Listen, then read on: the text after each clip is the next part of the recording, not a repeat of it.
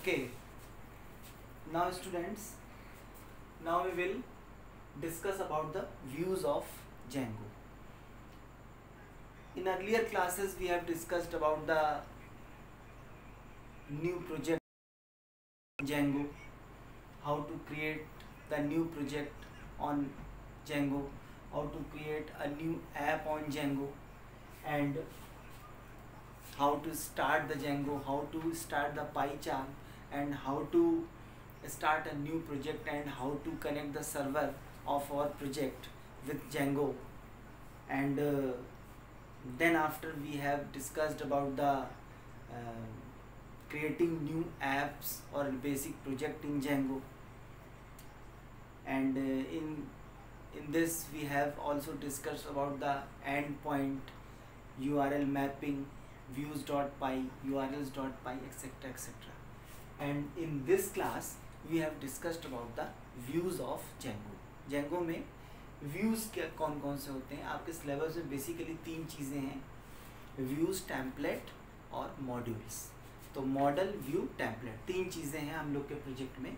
तो हम लोगों के सिलेबस में Django से रिलेटेड और जो बेसिक थ्योरी है शुरुआत की वो सब रहेगी. MVT architecture, structure of Django and features of Django etcetera. तो आज हम लोग बात करेंगे Django में व्यूज़ कितने तरीके के होते हैं. तो देखिए व्यूज़ क्या है, सबसे पहले तो ये समझ लीजिए. तो view is a kind of user interface. User interface का मतलब क्या होता है? यूज़र इंटरफेस का मतलब होता है it is a medium by which with Django and our web browser. दो चीज़ें होती हैं, एक तो Django के ऊपर हम जो प्रोग्राम लिखते हैं, जो हम फंक्शन क्रिएट करते हैं, जो हम मैपिंग करते हैं, वो सारी चीज़ें हैं. और दूसरी चीज़ ये है कि क्या हम अपने वेब ब्राउज़र के ऊपर क्या आउटपुट देख रहे हैं, कौन सी चीज़ें हमारे आउटपुट में शो हो रही हैं. ये दोनों चीज़ों के बीच में कम्युनिकेशन का जो काम होता है वो व्यूज़ करता है. तो view is a user interface decides what you see in your web browser when you render a website. मतलब जब वेबसाइट को हम रेंडर करते हैं, रेंडर का मतलब ये किसी के थ्रू किसी कहीं पर कोई चीज़ भेजना, रेंडरिंग इसे बोलते हैं. तो जब हम एक वेबसाइट को रेंडर करते हैं तो अपने ब्राउज़र के ऊपर क्या देखेंगे या क्या चीज़ हमको डिस्प्ले हो रही है, वो सारी चीज़ों का डिसीजन कौन करता है?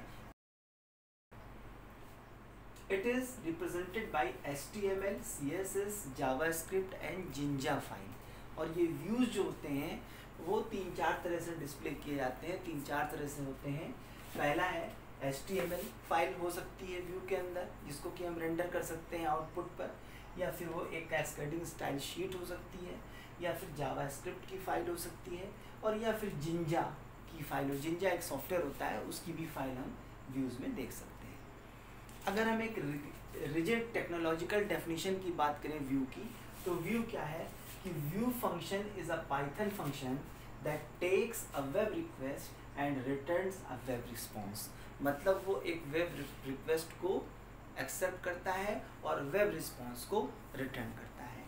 अब ये जो वेब रिस्पॉन्स है वो एक HTML कंटेंट हो सकता है, या फिर एक रीडायरेक्ट हो सकता है, या फिर एक 404 पेज नॉट फाउंड, जिसके बारे में हम लोगों ने लास्ट क्लासेस के अंदर काफ़ी हद तक डिस्कस किया.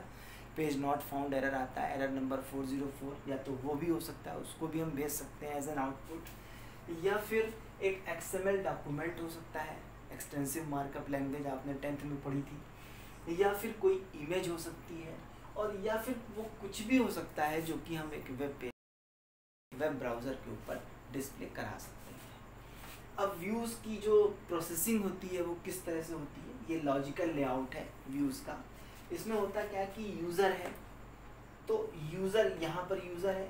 यूज़र जो है वो किसी भी URL के लिए रिक्वेस्ट करता है, वो URL वो उसको प्रोसेस करता है और HTTP रेंडरर को भेज देता है. और HTTP रेंडरर जो होता है वो टेम्पलेट के फॉर्म में उसका रिस्पॉन्स भेज देता है. तो फिर से एक बार समझ लीजिए, यूज़र किसी भी URL के लिए रिक्वेस्ट करता है, उसके बाद में डेटा प्रोसेस होता है और वो ये डिस्पैच कर देता है. डेटा प्रोसेस करने के लिए डिस्पैच करता है URL, और प्रोसेस डेटा जो होता है वो HTTP रेंडरर के पास जाता है और रेंडरर उसको टेम्पलेट के फॉर्म में यूज़र को रिस्पॉन्स देता है। टेम्पलेट क्या है? टेम्पलेट एक प्री डिज़ाइंड फॉर्मेट है। Template is a pre designed format that can be used for similar types of responses to n number of users. बहुत सारे यूज़र्स के लिए एक ही जैसा रिस्पॉन्स अगर आपको देना है तो आपको बार बार कोडिंग करने की, प्रोग्राम लिखने की ज़रूरत नहीं है। वो हम लोग एक रेडीमेड टेम्पलेट के फॉर्म में उसको बना लेते हैं और जिस तरह की टेम्पलेट यूज़र को भेजनी होती है उस तरह की टेम्पलेट जो होती है वो यहाँ से यूज़र को रिसीव कर ली जाती है। तो इस तरह से आपके ये पूरे व्यू की प्रोसेसिंग है। फिर से एक बार रिवाइज कर देता हूँ कि व्यू क्या है। व्यू एक तरह का यूज़र इंटरफेस है। व्यू एक तरह का यूज़र इंटरफेस है जो आपके प्रोग्राम और आपके वेब ब्राउज़र के बीच में एक कम्युनिकेशन मेंटेन करता है। व्यू एक तरह का यूज़र इंटरफेस है जो आपके जेंगो प्रोग्राम, जेंगो कोड या फिर वेब ब्राउज़र के बीच में एक कम्युनिकेशन इस्टेब्लिश करने का काम करता है, एक मीडियम की तरह से वर्क करता है क्या बेसिकली।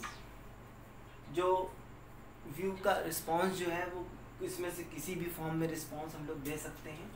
और बेसिकली अगर व्यू की डेफिनेशन देखें तो view function is a Python function that takes a web request and returns a web response. और रिस्पॉन्स जो है वो एक HTML फाइल हो सकती है, एक XML फाइल हो सकती है, एक CSS फाइल हो सकती है, या फिर कोई इमेज हो सकती है, या फिर कोई एरर मैसेज हो सकता है। कुछ भी रिस्पॉन्स दिया जा सकता है the request of the user. और ये इसका लॉजिकल लेआउट है।